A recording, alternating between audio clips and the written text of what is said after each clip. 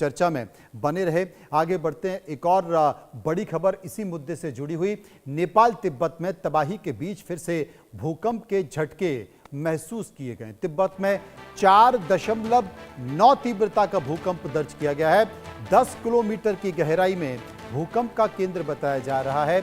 नेपाल और तिब्बत में भीषण बाढ़ की तबाही के बाद अब एक बार फिर से भूकंप के झटकों की खबर सामने आई है और जो जानकारी अब तक मिल पाई है उस जानकारी के अनुसार 27 अगस्त 2026 की रात करीब 8:15 यानी कि अब से कुछ मिनट पहले तिब्बत में 4.9 तीव्रता का भूकंप दर्ज किया गया है। भूकंप का केंद्र जमीन से करीब 10 किलोमीटर नीचे बताया जा रहा है। फिलहाल इस भूकंप से किसी भी तरह के जान माल के नुकसान की आधिकारिक जानकारी नहीं है। खास बात यह है कि झटका ऐसे वक्त आया है जब नेपाल तिब्बत सीमा क्षेत्र पहले से ही भीषण बाढ़ और ग्लेशियर से जुड़ी आपदाओं की मार झेल रहा है। 26 अगस्त को ग्लेशियर के टूटने और बर्फ पत्थरों के बड़े मलबे में नदी के गिरने के बाद नेपाल और तिब्बत में भारी तबाही हो रही है। लेकिन अब देखना होगा, जिस बात का अलर्ट, जिस बात की चेतावनी चीन की तरफ जारी की गई है, जिसमें कहा गया है कि एक और झील है जहां पर जरूरत से ज्यादा पानी भर गया है।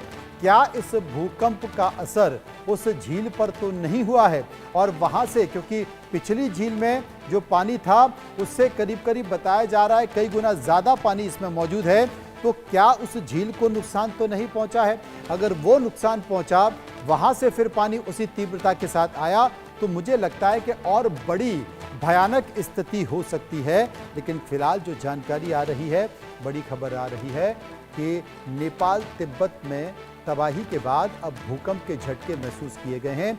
4.5 की तीव्रता के भूकंप के झटके महसूस किए गए हैं। नरेश कुमार इस वक्त भूकंप वैज्ञानिक हमारे साथ मौजूद है। नरेश जी, कैसे देखें इस भूकंप को, कैसे समझें तब जबकि एक बड़ी तबाही अभी नेपाल में देखी? हाँ, उसके बाद का एक भूकंप है और वो 5 मैग्नीट्यूड का भूकंप है और ये रीजन है, इसमें भूकंप आते रहते हैं। ये जो तबाही हुई है कल जो हुई है, इसको भी पहले एक भूकंप ही मान रहे थे, लेकिन ये ग्लेशियर कोलैप्स हुआ है और जिससे ग्लेशियर कोलैप्स और डेब्री फ्लो से बहुत सारा नुकसान हुआ है। तो ये इंडिया, नेपाल और तिब्बत के बॉर्डर पे, चाइना के बॉर्डर पे ये तो त्रासदी हुई है कल। और भूकंप तो यहाँ पे आते हैं हिमालय और तिब्बत में, वो तो नेचुरल फिनोमेना है, तो वो तो भूकंप आते हैं और आते रहेंगे। नहीं, ये बात तो सही है कि भूकंप आते हैं और आते रहेंगे, लेकिन नरेश जी मेरा कहना यह है, क्योंकि चाइना ने इस बात को लेकर चेतावनी दी है। चाइना ने यह कहा है कि भाई अभी बाढ़ का एक खतरा और है, और एक झील है जिसमें पिछली झील में जो पानी था उससे ज्यादा पानी इसमें भर गया है, जमा हो गया है। तो कहीं ऐसा तो नहीं कि ये जो भूकंप आया इसका असर उस झील पर पड़ जाए? नहीं, ये तो थोड़ा दूर है उस झील से, लेकिन वो वाला खतरा तो मंडरा रहा है जी। इस अर्थक्वेक से तो नहीं होगा, थोड़ा दूर है, बट